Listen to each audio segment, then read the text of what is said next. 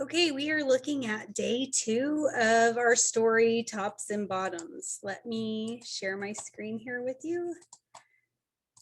So our team cooperation goal is still active listening. So take a minute and think about what does that look like and what does that sound like? Remember, it looks like you're being quiet and paying attention to the speaker. Your eyes are on the speaker and you are being a respectful and active listener. Okay, we are looking at drawing conclusions still, and our word power is word families. And in writing, we're going to be writing an advertisement. Let's go over our vocabulary words. So remember, you're going to fill in on your little vocabulary journal. We're going to do it on day 2. You're going to put a plus if you know it and a question mark if you still don't. Lazy means not wanting to do work. It is lazy to watch me rake the leaves and not help. Hungry means wanting food. Chase was very hungry after a long softball game. Tossed means threw. Madeline tossed her backpack by the front door after school. And there's a picture of people tossing leaves.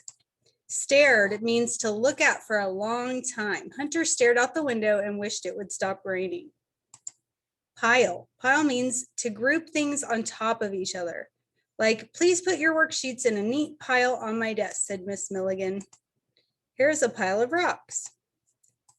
Yanked. Yanked means pulled hard. Shelby yanked the door to get it open because it was stuck. Chunk. I'm sorry. Awake. Awake means not asleep. Cordell was awake early because of a loud bird chirping outside. Hollered. Hollered means shouted. Sky's friend hollered her name because she didn't see them waving. Okay, so we are going to be making a prediction about our story. What do you think is going to happen next in our story that we've been reading about tops and bottoms? Okay, let's look at our question. Why doesn't Hare have any money? Well, Hare lost a bet, and he used to own land, but he had to sell it, and Bear has a lot of land. Okay, for our listening comprehension, we're going to go back to the story that you watched the video of yesterday. So I'm going to start on page 12. There we go. This one right here. Okay, it says, later that day, they came to the first job site. Now there's a canvas for you, the man said. It'll be like painting a mural, the boy said. But who's going to see it way out here? That's not our problem, the man said. They spent 3 days on the first board and moved on to the next. They set up a tent and cooked their beans over a fire. How does it feel? So think about this. I just read that the boy and the man, they spent 3 days on the first board before they continued on to the next one. 3 days is a lot of time to spend painting something. The author doesn't tell me, but I can draw a conclusion based on how much time they spent painting one. Remember that when we draw conclusions, we have to read very carefully. As time went on, they spoke less, as if their voices would disturb the silence around them. Only the landscape changed. Then one day the boy said, "How many more? Are you tired?" the man asked. "I am not tired." "What's bothering you then?" "I keep wondering who will know the difference if I put mountains in the background or even just a cloud." "Son, when somebody pays you to paint a woman, will you give him a landscape?" The boy looked away. So in this conversation between the boy and the man, what can you tell about the boy from this conversation? He doesn't want to follow the directions. How can you tell? Because he's saying that he wonders if anyone will notice if he puts mountains or a cloud into the background.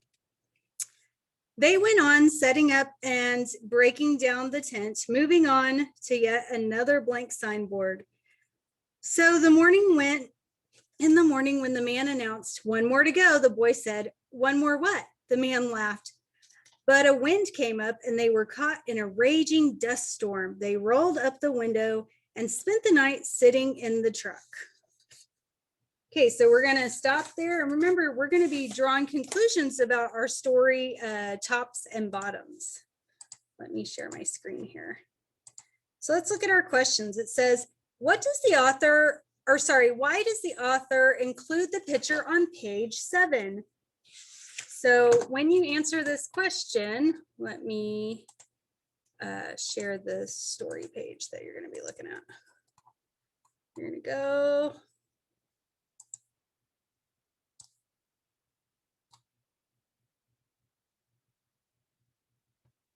Okay, so this one is page 7. So when you're answering that question, I just want to make sure you were looking at the right picture. Okay. Then it says, what can you tell about Hare and his family? What clues help you draw this conclusion? And then how does Bear feel when he sees his pile? Hare agrees to give Bear the bottoms. Predict what will happen next. Okay, so on your own, you're going to read pages 6 through 13. So that means, let me show you that on my screen. So you're going to read, this is page 7. So you're going to read this page all the way to, I know the pages aren't numbered, so I'm trying to show you. To this page would be page 13.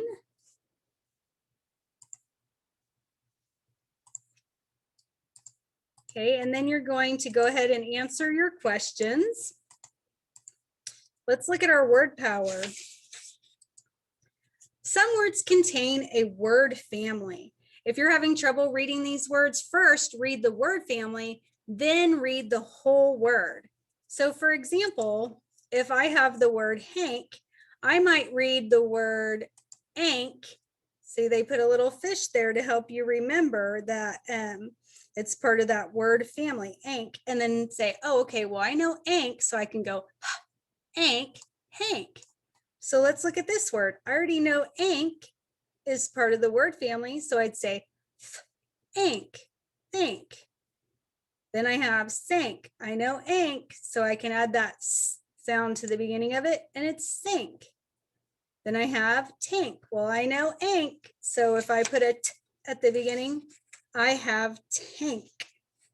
Okay, so we've been talking about drawing conclusions, and then we are looking at these word families, how it's important that you can just, if you know the word family, you can read it and then add the consonants that are added to the beginning of it. All right, that's our lesson for today.